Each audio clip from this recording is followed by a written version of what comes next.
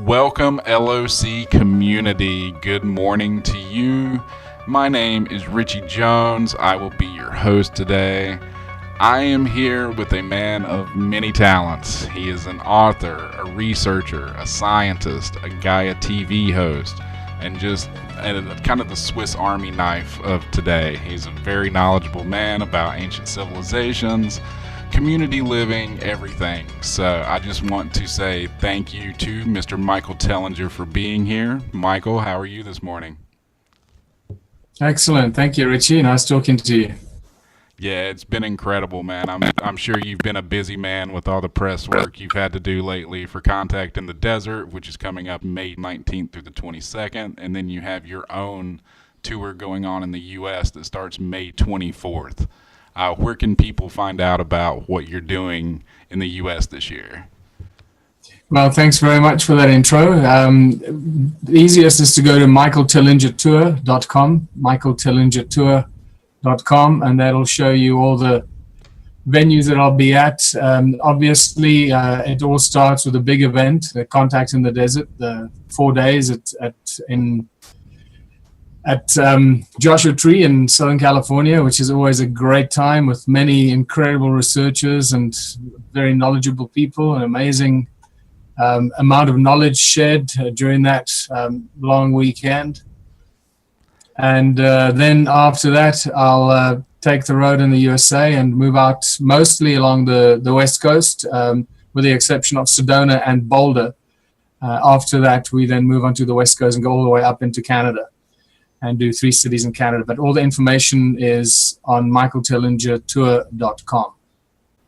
Yeah, I'll be sure to link that in the bio and everything like that so everybody can get a hold of you and kind of see you firsthand. You know, I've watched a lot of videos with you, and you have so much great information. And I know one of your workshops at Contact is going to be on like hidden origins and the vanished civilizations of Southern Africa. And you happen to have some of those stone ruins right in your backyard. A lot of people don't realize about this. You know, a lot of people know about Egypt and Machu Picchu and Pumapunku, but kind of explain the ancient stone ruins of Southern Africa and what you've been doing with those. Well, this is probably one of the best kept secrets in the world at the moment, or has been, with the exception of me shining a spotlight on it as best as I can. The vanished civilizations of Southern Africa. That's what I've been calling it now for 10 years. And I actually started talking about it and doing presentations about it 10 years ago, around 2007, 2008. And it's just blown my mind, the incredible amount of activity that was going on here in Southern Africa. And by Southern Africa, I mean South Africa, Swaziland, Lesotho, Botswana, and specifically Zimbabwe as well, and some parts of Mozambique.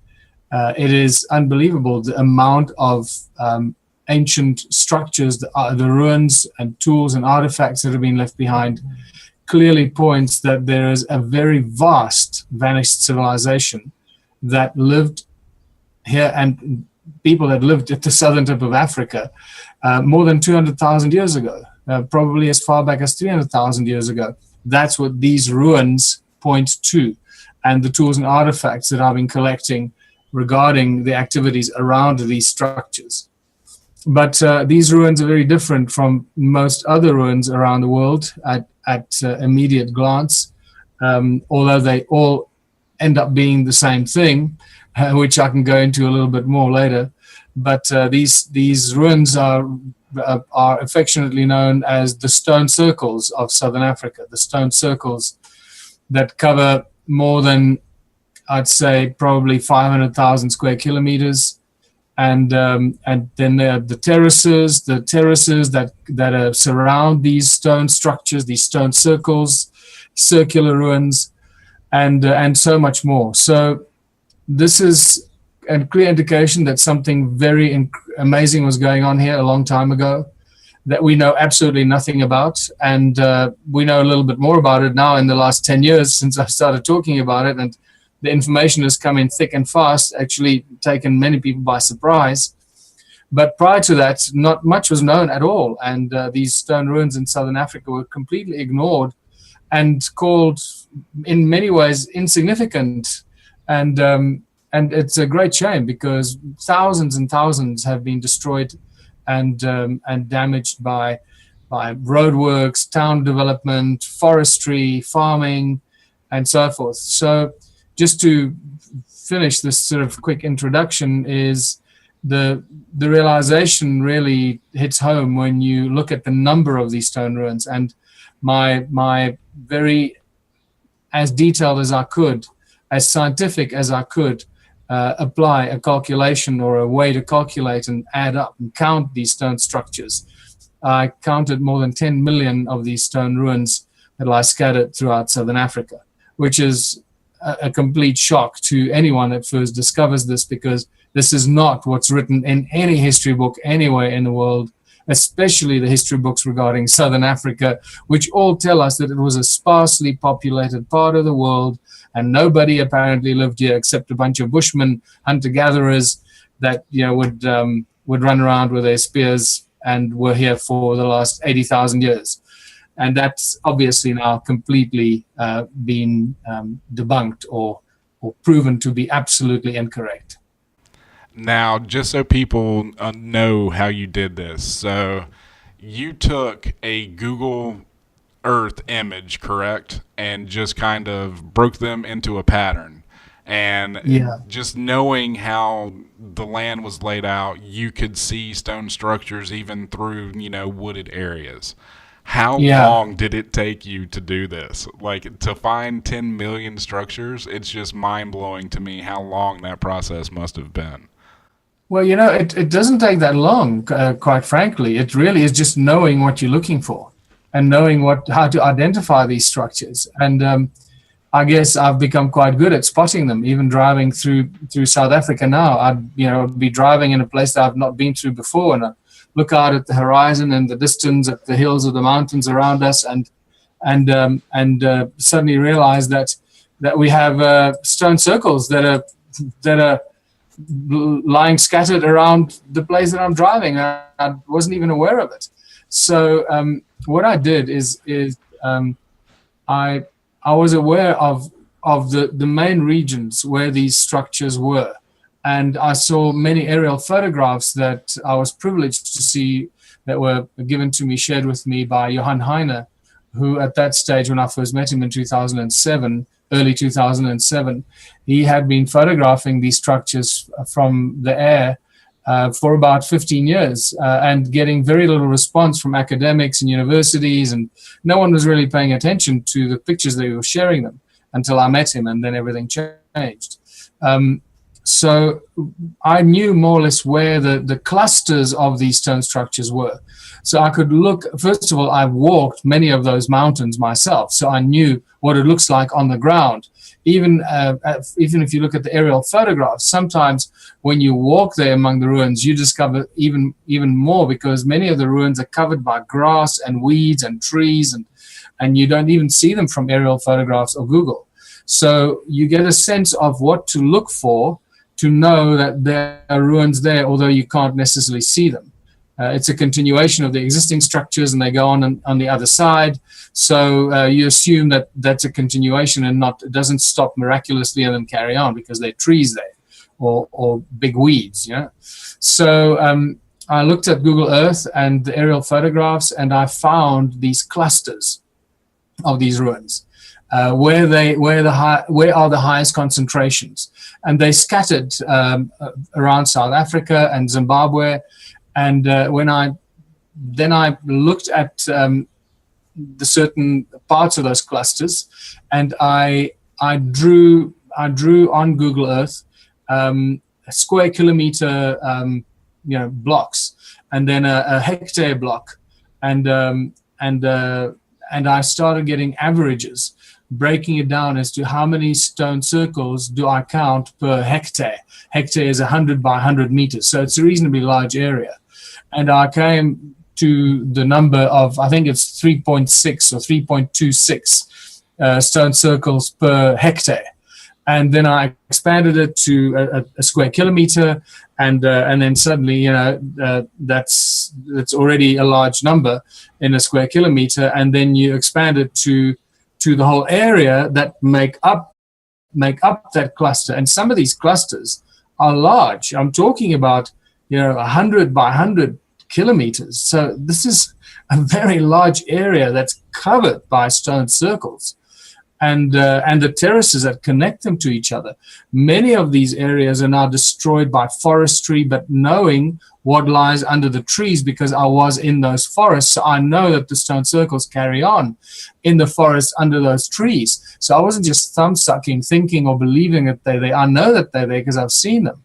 So I then applied that principle to the different clusters that I found, and if you do the numbers, I couldn't believe my eyes when I started adding it up. 10 by 10 kilometers is what is that? That's 100 square kilometers alone, and 100 square kilometers, you've got a large number of stone circles, and it came that when I added it all up, it came to more than 10 million stone structures, which just completely blew my mind. And I'll never forget that feeling, or that realization, when I looked at the numbers and I looked at them again, and I looked at the aerial shots again to make sure that it is that I'm not imagining things.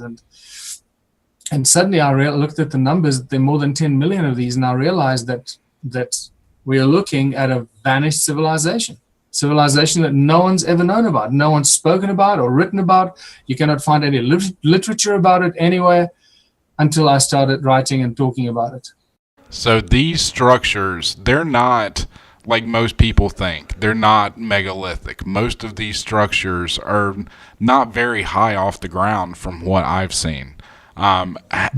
Just imagine how long it has been since they've just been there. All the natural processes that have taken place over the years. To me, it's kind of like the Sphinx in Egypt, and how they just discovered not too long ago that it was a complete structure and not just a face. Easter Island with the heads, they're not just heads, they have bodies. So these structures are hundreds of thousands of years old. I mean, the patina growth, everything like that on these structures is just amazing. And I had never heard of this until probably about 2 years ago, when I started getting into your work. And I'm huge into ancient civilizations, always have been. It's been something that's fascinated me since I was a child. So to the average person, you see these structures, and most people think, oh, they've got to be huge. No, these things are not huge. These things are so old that they've been buried over time. So yeah. It's just fascinating to me. Now these not only buried, but what we get from the kind of sediment that settled and covered the stone ruins, we also get a lot of other information. That we have potential evidence for this thing called the Great Flood. There's very compelling evidence that there was a large body of water that came across this part of the world and covered large parts of the land. And many of these stone ruins were covered, well, all of them by the looks of it, covered by soil and sand and rubble. And then some of those were reopened, because some of the stone circles, or many of the stone circles, are on the sides of mountains.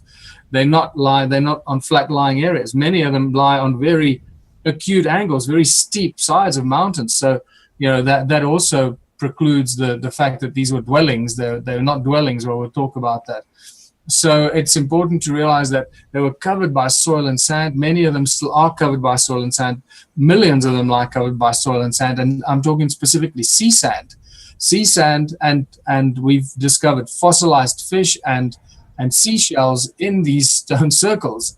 So it tells us that water and seawater came through here and deposited its load over the stone circles.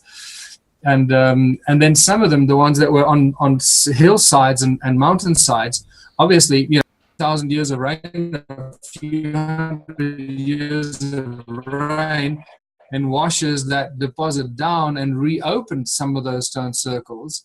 and the ones on the tops of the mountains, and they became visible, and those are the ones that were possibly reused by the later civilizations, because many of them have been used and converted into dwellings, which they were not.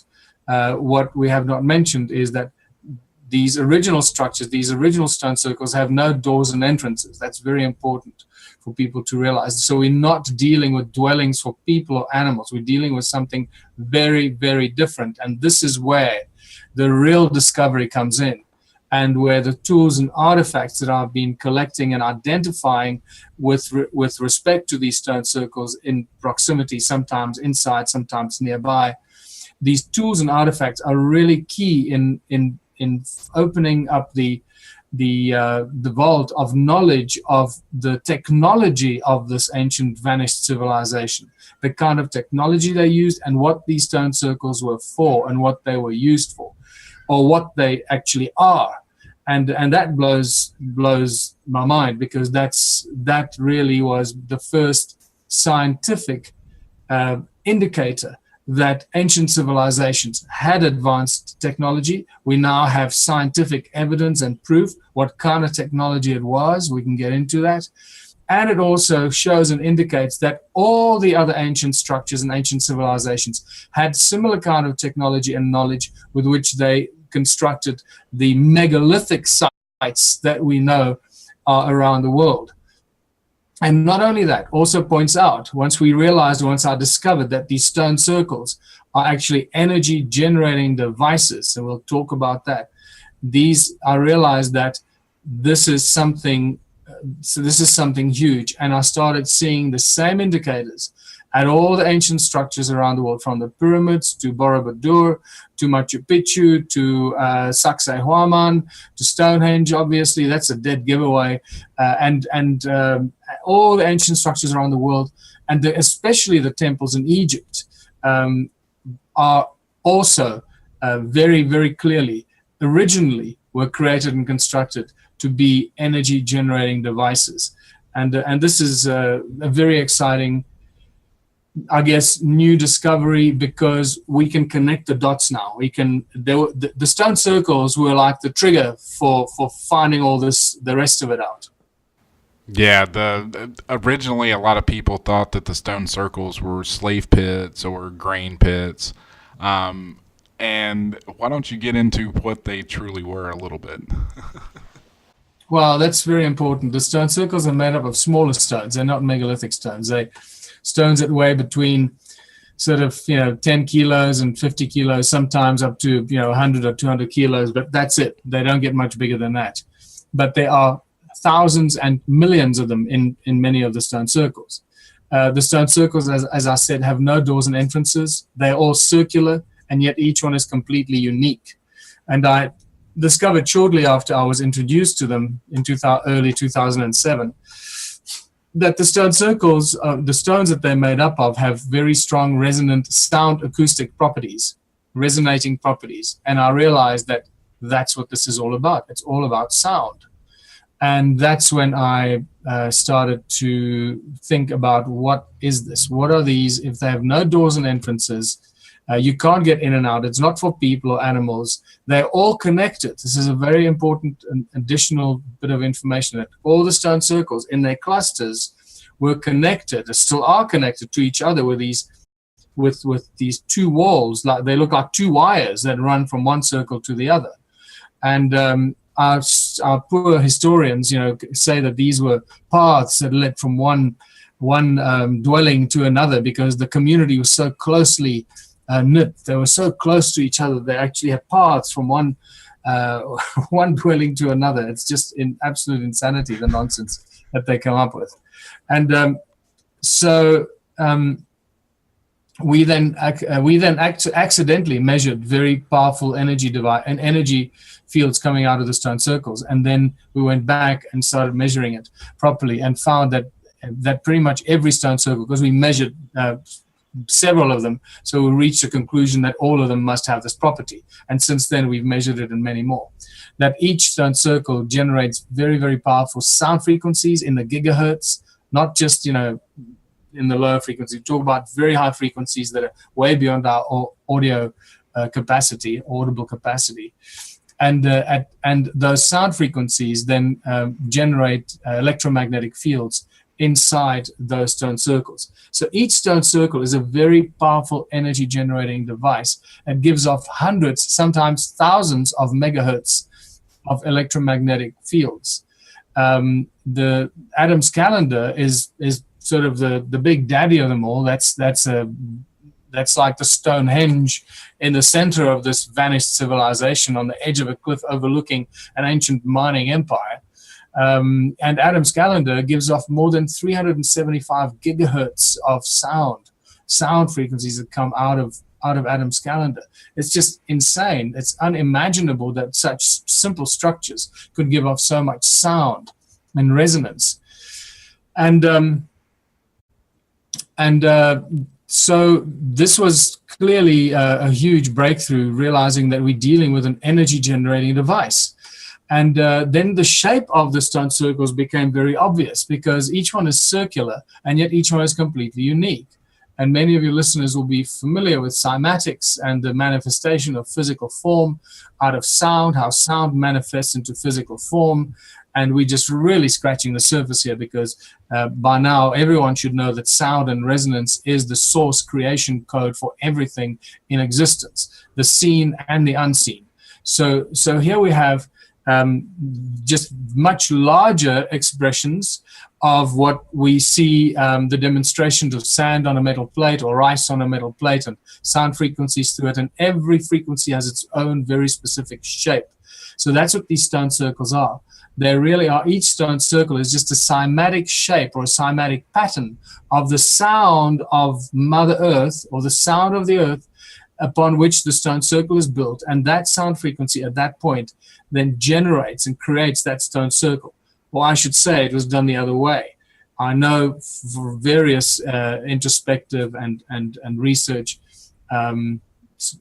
modalities, I guess you can call that we figured out that they knew what the shape of the cymatic pattern was, and then packed the stones on that shape of the cymatic pattern, basically amplifying the sound coming out of Mother Earth, amplifying that sound with the resonating stones on top of it, and then turning that into a source of energy, and then connecting it to the next one, connecting it to each other. So in essence, we have all the stone circles together, millions and millions of them, generating incredible amounts of energy that we can only, at this stage, I have no idea.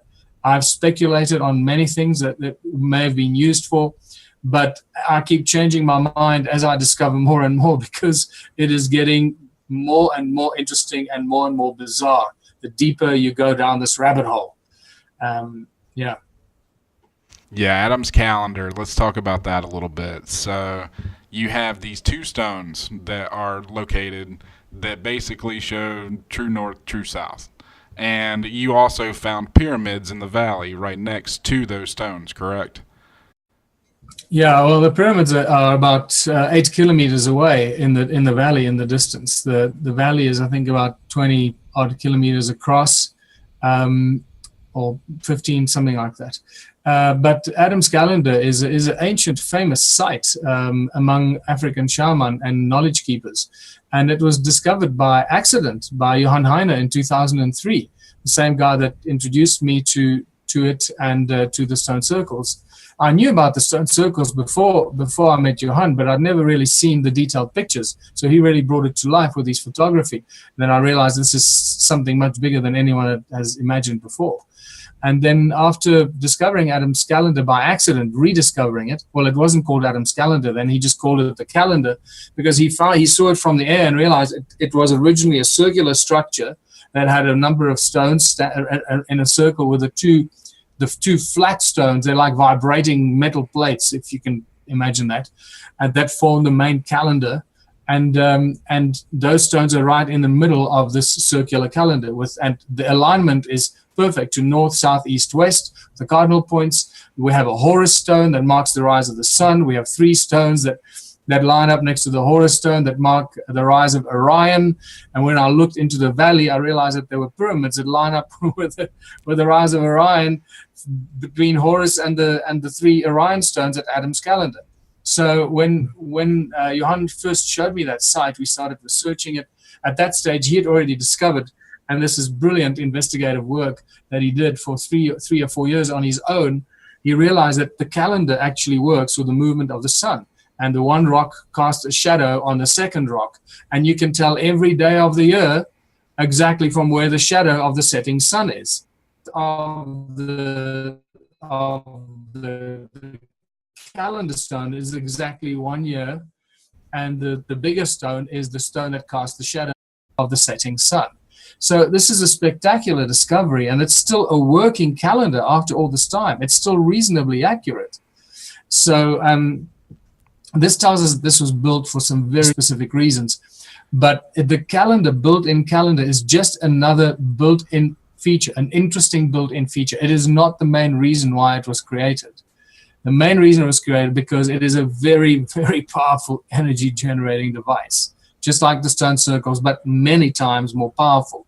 It's almost as if it picks up the frequencies from all the stone circles and then amplifies it and collects all the frequencies together and then does something with them. And this is what we discovered when we measured the frequencies there. Basically, as you approach, just let me tell you where the name comes from briefly. So when Johan and I started researching it, I realized I had to write a book about it, and I needed a title for the book. So I came up with Adam's Calendar because at that stage we already had an inkling that it was a very, very old site, somehow connected to the origins of humankind. And since Adam was supposed to be the first human, it became Adam's Calendar. And it is now stuck and has been called Adam's Calendar for the past 10 years. So that's the name that I gave it, and wrote a book about that. So, and the discovery of it. But I'm probably about 3 books behind now because we've made so many more discoveries since then. I just don't have the time to write the books because I'm so busy traveling and doing lectures. And then the Ubuntu movement has completely hijacked me from these discoveries and this research, which is another topic altogether. Well, not really another topic. It's a directly connected topic to this because the Ubuntu movement arose out of my research and realizing what was happening on Earth, how ancient civilizations lived, and that they didn't use money, and they had a whole completely different social structure. And therefore, the Ubuntu movement arose out of researching ancient civilizations.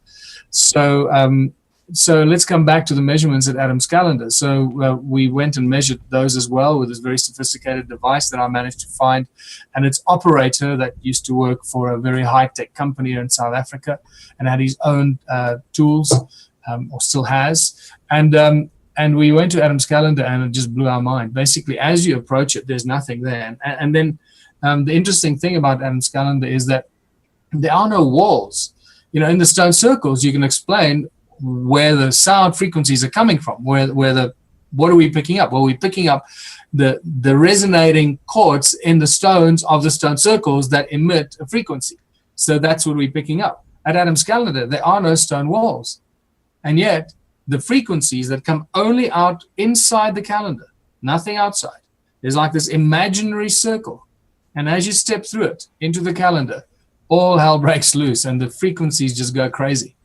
It's literally, you take a step forward and the needle just goes woof, and you step back and it shuts down.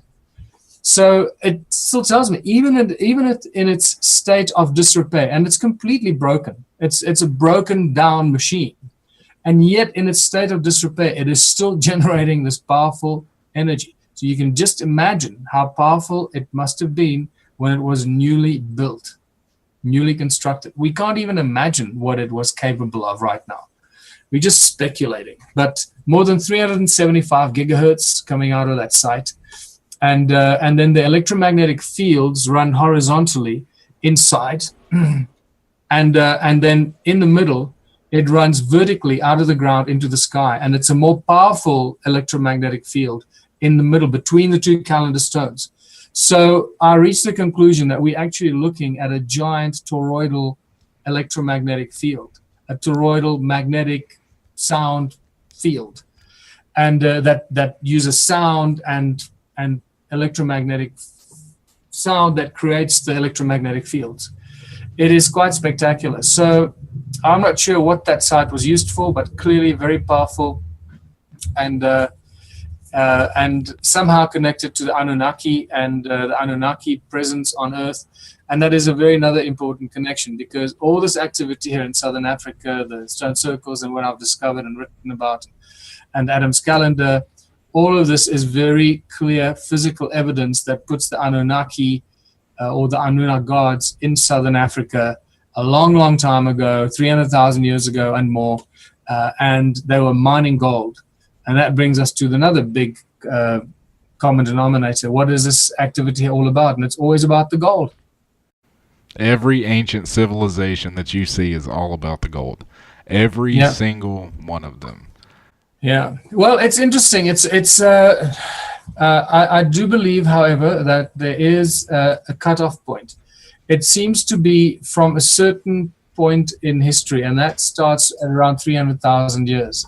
Prior to that, there seems to be another far more ancient history that at this stage we know very little about or have very little evidence. Actually, that's not true either. There is a lot of interesting stuff left behind that points to a much older civilization that had high knowledge, high consciousness, that were not infiltrated and manipulated by the Anunnaki or these deities that manipulated humanity for hundreds of thousands of years. There seems to be a primordial civilization that was far more conscious, far more spiritually connected to this earth of ours, and they seem to have been decimated. So that's another big important connection that we need to make, that this obsession with gold is not an eternal obsession. It started at a specific point in time, and prior to that, humanity had no interest in gold, or whatever the beings were that lived in this world of ours. Whatever the beings were not obsessed with gold. And then suddenly this obsession with gold starts with the introduction of the Bible, and those who wrote the Bible, the authors of the Bible, suddenly bring gold into the equation. And that brings in other ancient civilizations, the Mayas, the Egyptians, everywhere you go, it's always about the gold. And people forget that Egypt was a golden empire. It was all about the gold. There were hundreds, if not thousands, of gold mines in Egypt, and people forget about this. Yeah, Egypt was just covered with gold. I mean, look at their headdresses. Look at the pyramids. The pyramids were covered in solid gold capstones. Can you imagine having that much gold just in your possession? I mean, exactly. People. It's mind blowing. Exactly. I mean, huge structures. And there is a very interesting and important discovery that again was made. I made this connection because of a very rarely available book that I've managed to lay my hands on by Theodore Bent. He was a British explorer, archaeologist that came to Southern Africa in the late 1800s, and he traveled throughout South Africa, Botswana, and Zimbabwe, and I believe other countries as well. But he was one of the guys that excavated Great Zimbabwe in the late 1800s and early 1900s, and he wrote very, very detailed information about his discoveries that he dug up at Great Zimbabwe. And that clearly tells us, and he makes a very specific point, that he talks about the layers, and I think he talks about 2 meters of sediment that he went through. And he talks about that everything he discovered points to a gold mining civilization that must have lived there for at least 5,000 or 6,000 years, or at least thousands of years. So even him in those days were pointing fingers at, this is a gold mining civilization, and we've lost all knowledge about them. And clearly Great Zimbabwe, what people don't know is that Great Zimbabwe is directly aligned with Adam's calendar and the Great Pyramid of Giza. So this was a very important ancient line, the Nilotic Meridian. That's what it's called, the Nilotic Meridian. And it's a very important ancient line that much activity happened on that longitudinal line, and And the other important connection that Theodore Bent made for me is with some of the other tools and artifacts that I started finding around the stone circles were these bird-shaped stones. And people that are aware of Great Zimbabwe will know the famous Zimbabwe birds. These birds carved out of rock that it's just birds on a pedestal, and it's normally a very basic rock. And the oldest birds are the most beautiful because they're the most basic. It's just an elongated stone, and then they put a little dot where the eye would be, and then a line like this where the wing would be, and there's your stone bird, and they put it on a pedestal, and there's your stone bird, the guardian of Great Zimbabwe, the guardians of the gold mines. And this is really important because Theodore Bent made a very distinct connection between the guardians on the birds on the pedestals that we found throughout Egypt. And he was one of the few people that I know of that actually has written about the excavation of the gold mines in Egypt. And he found in his excavations of the Egyptian gold mines that at the entrances to the gold mines, these birds, very, very basic birds on pedestals, were carved into the side of the rock at the entrance as to protect the miners in the gold mine. So they were the protectors of the gold miners. So these birds on pedestals in ancient Egypt, in Zimbabwe, and in South Africa are very important and a critical connection to the gold mining empire and the protector birds of the gold miners from South Africa, Zimbabwe, all the way up to Egypt on that Nilotic meridian. Okay, so you have Adam's calendar at the south, correct? Then Great Zimbabwe in the center, and then Egypt in the north. All of these civilizations line up directly. How did they understand these lines? Like, that's what I don't understand is how we would have trouble today, without satellite imagery. What did they have that could line these things up so pinpoint directly? I mean, how did they align things with Orion? How did they align things true north, south, east, west? This is not a basic civilization. I mean, we have really kind of underestimated ourselves. We're not just hunter-gatherers. And I think that something has happened, and we're starting to wake up to that same high vibration, that same high consciousness. And I think that we are just at the tipping point of what we're capable of. So where do you think in mankind, say 15 years from now, where do you see mankind? Hopefully, we live in an Ubuntu contribution society where we have no money, where we have everything is available for free, where artists, scientists, inventors, creators, musicians, cooks, chefs, food growers, material scientists, horsey people, bug lovers, tree lovers, bunny lovers, everyone and anyone who lives in their community is free to pursue what their passion is and their God-given talents are that they're born with, that they had the opportunity to nurture and explore and expand their natural talents and their natural passions so they become masters of what they are passionate about, and with that enrich everyone in their community. And money doesn't exist because we don't need money, and we do everything for the love, and we create abundance without our wildest belief.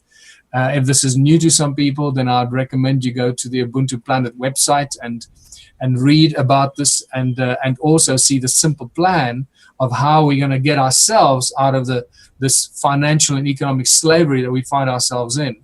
And this is what the Ubuntu movement's role in all of this ancient stuff is so critical and so important, because we can study the ancient civilizations and marvel at the structures and all this and wonder what happened and so forth, but that's all gone. It's all in the past. We have to come back to reality and face tomorrow morning. I have to get up and go to a stinking job that I hate.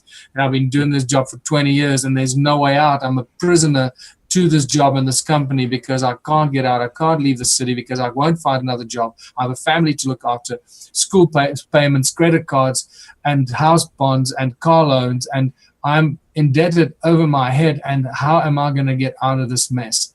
Well, with the knowledge that I've acquired and gathered over 12-year period since 2005, learning from the ancient civilizations, gathering all that knowledge and information from the ancient past, understanding how advanced they were with that technology, they did not have money. They did not use money. This is a very important piece of the puzzle.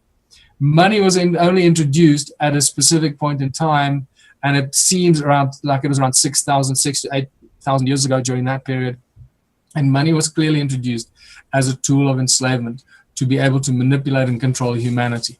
Now that we know this, and this is what we've had to go through, looking at the ancient civilizations, analyzing our reality today to figure out what are we going to go into the future, what are we going to do into the future, and how are we going to get out of this mess? Because right now, to most people, it seems that it's impossible. It seems to most that we cannot get out of it. And it's going to take some catastrophe or some war or some destruction to change the system. That's not necessary, and we don't have to even think about it, because there's such a simple plan, a simple way to get us out of this mess that it'll boggle the people's minds once they start to explore this. And we go back to living beautiful lives with the talents and the skills with which we are born, our natural talents. And there are as many talents and gifts as there are people in the world. Each one of us has a very special and unique talent and a passion for something very unique and special. That's the kind of world I believe we're going to be in. I think the time is here. You're quite right. There's a great awakening happening. We are learning from the ancients, and I've certainly taken upon myself to take that knowledge and information and use it for the benefit of humanity. And through the Ubuntu movement and a simple philosophy and a plan of action and what I call contributionism, where people contribute their skills and talents to the benefit of everyone in their community, it's unlike any other system we've ever had, because there is no money in the system. So that's where I see us, and it's very exciting, because the more we learn about the technology of the ancient civilizations, and I guess, in many ways, at the forefront of that with the discoveries I've been making with the Taurus stones and the cone-shaped tools and all these other fascinating ancient tools and artifacts, which are highly advanced technological tools that create incredible amounts of energy, and Caesar beams and laser beams and stuff that in modern science, it takes all the hoo-ha and rigmarole to do it, while the ancients seem to have done it with very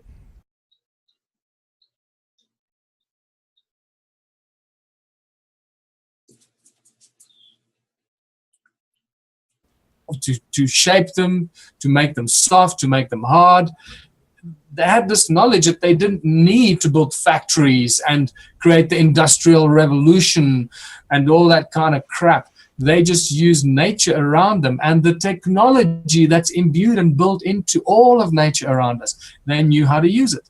We are beginning to rediscover that, and the simplicity with which we can do things, and the simplicity with which we can literally move mountains. And it all comes from analyzing the ancient stuff and putting it to good use of humanity today. Yeah, they say to the victor go the history books. And if you look Absolutely. at history, they say, most people would say that civilization's been around for 6 to 10,000 years. Then you look at the fact that money has been around for around 6 to 8,000 years. So it's almost like it's just being brainwashed into just believing, hey, this is the only way it's ever been. It's not. Yeah. Things have been so much different through the years and through the millennia. And we're just now starting to realize this. Like, okay, we don't need this stuff. All we need is each other. We need each other's contributions. Exactly. We need each other's talents. And it's what I call a we philosophy instead of a me philosophy. And it's people like you putting a light on it that really, I think, helps the movement, because so many people are scared to reach out and to, let their knowledge be known, because it's going to be, I'm going to be different. I'm not going to fit the mainstream. And people like you, like, hey, I don't care. This is what I believe. This is what I want to see the world happen. I want this to be a better place. And I just want to say thank you for everything you've done through ancient civilizations, through the Ubuntu movement. I mean, it's just been spectacular to see how much influence you've had on our, modern reality. So, thank you, Michael, for all your time, your effort, and everything. It's really appreciated. Oh, thank you, Richie. Thanks for being a voice that spreads this knowledge and information. It's really important. More and more people wake up and that we are the makers of our own reality. We can create a beautiful world for all of us, a world of abundance and prosperity beyond our wildest belief. It is right there at our fingertips. We just need to figure out how to get there. That figuring has been done. This is why it took 12 years with the Ubuntu movement. And it was a very interesting journey of discovery to realize that we actually have to use the tools of enslavement to become the tools of liberation. And this even 2 years ago, I still hadn't even fathomed that, because by nature of what spiritual or conscious people are, they want to move away from money. They want to move away from that entrapment and that slavery. So we automatically think that we have to do all this without money. And that's the problem. That is the trap that has always caught conscious people that want to move away from the system.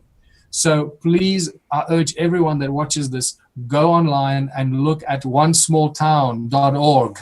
One small town can change the world at onesmalltown.org. How simple it is and how easily we can get ourselves out of this by using the tools that enslave us as tools of liberation, using the greed of capitalism and the money system, the legal system, the current structures and the corporate structures we actually use to the benefit of the community to create abundance beyond our wildest belief, with slight distinctions or slight changes from the way the system works today. And within a very short space of time, we will have a town that is the brightest, most creative, and exciting place to be for anyone in the world. And that will just be replicated thousands of times as soon as people realize that there's one town that started implementing this plan of action. But it has to come down from the mayoral level. It's taken many years to figure out and be getting involved in politics and running in the political arena in South Africa in three consecutive elections, running in the UK elections and also in Australia. And then realizing that, hey, we don't have to be involved in the politics. But I had to go through that to figure out how to use that system for the benefit of all of humanity. And it's so simple and so effortless, it truly boggles the mind. And the best thing about it is that we do it without any violence, any opposition, any conflict, all just using the system and taking the energy that is currently used to enslave humanity with this draconian financial and economic system, just taking it and turning it in our favor and channeling it into the things that we would like to see in our communities. I hope that we will find that mayor. I believe that we will find that conscious mayor somewhere in the world. We already have a number of mayors that have put their hand up that have said, I'm very interested in what you're doing. I'd like to explore this. And sooner than later, we're going to have a mayor that's got enough balls, enough courage to say, I love what you're proposing. Let's do it. I'm going to drive this. I want to turn my town into paradise. I'm sick and tired of seeing my family and my friends and the people in my town suffer. I'm sick and tired of seeing the corporations putting all of us under stress and pressure. And I'm sick and tired of the crime and the violence that's a consequence of this economic pressure and hardship and stress and anxiety that's placed on the people. People start behaving very inhumane when they're under this kind of stress. Remove that stress, and it'll take that one mayor that'll be the light and bring in the change that'll create the domino effect in thousands of towns around the world. Yeah, it'll be kind of like the stone structures, and every one of them little connected little webs of everybody's society just taking care of one another. And, hey, we make this, we'll give you some of this, if you give us some of that. Just taking care of each other and making sure that everybody is provided for and not just, the select few. So. Yeah, look, I must point out that we are not, the contributionism system is not a bartering and trading system. So it is just, even what you mentioned there might give people the wrong idea. Exactly. It's not that at all. It is a very different kind of system that we've not had before. And it's as if we've been on a 6,000 year course of what not to do as the human race, right? And the Enlightenment period, the age of enlightenment and the age of awakening, the age of Aquarius is upon us. I don't even know what age we're in now, because are we in the age of Aquarius? I think so. You are. So it's here. I mean, we're millions of people are waking up every day. Every day, millions more people say, there's got to be something better. Surely this cannot work. This can't be my life. Being born, going through school, having a job, retiring, and dying, hating every day of my life because I'm a slave to some corporation. And most people in the world live this kind of life. So the system itself is actually becoming its own worst enemy and forcing people to look for some alternatives, for something new. And when they find the Ubuntu movement, it is as if they found, it's like finding salvation beyond your wildest imagination, finding a release. And what it does to people, it immediately relieves that pressure and anxiety, because up to that moment, they believe that there's no way out. And then suddenly they realize, when they read our plan and our manifesto, they realize, oh my God, there is a way out. And that is a huge psychological release on many, many people's lives. Millions of people's lives have changed already because of the simple message of the Ubuntu movement. Hopefully that'll speed up even more and bring in that one conscious mayor somewhere in the world. Doesn't matter what country it is. We just need to do this in one little town and turn that town, invite all the inventors, the healers, the engineers, the material scientists, the musicians, the dancers, the crafters. Everyone is invited by the mayor into that town to bring their skills so that that town can create the technology, build the supercomputers, build levitation vehicles, build free energy devices, cure cancer. Once our town starts doing that, because the mayor invites those people into our community, into our town, and we provide as the town for those brilliant people whatever they need so they can create that, you can imagine how much revenue those businesses, our hospital for curing cancer, our engineering, our food growing, you can imagine how much all those community products, which are really businesses that belong to the people, how much money those will create. It's unimaginable. And everything we do in our town, everything we do is free to the people of our town. The ones from outside our town have to pay for everything. So that's the simple plan of action. But I'm just giving you the skinny here, just the 60-second version of it. Go on to onesmalltown.org and you'll get a much deeper understanding of how we plan to implement this. Michael, I can say one thing. They say your thoughts create your reality. Your passion for the things of your knowledge base, I think, is enough power for 100,000 people. So just keep inspiring people the way you have. You have affected so many lives in so many positive ways. And us at Lords of Consciousness and LOC Media, we just want to say thank you for everything you've done. I truly, truly, truly appreciate your time this morning. I know you're a busy man right now, and it has been a fascinating conversation. And I would love to get up with you at Contact in the Desert and, try to do something again face to face. That would be amazing. Well, hopefully I'll see you there, Richie, and regards to all viewers and listeners, and remember, the makers of Unreality, let's do it. We have a plan. We have a simple way. Thanks for the chat, and I'll see you in the USA.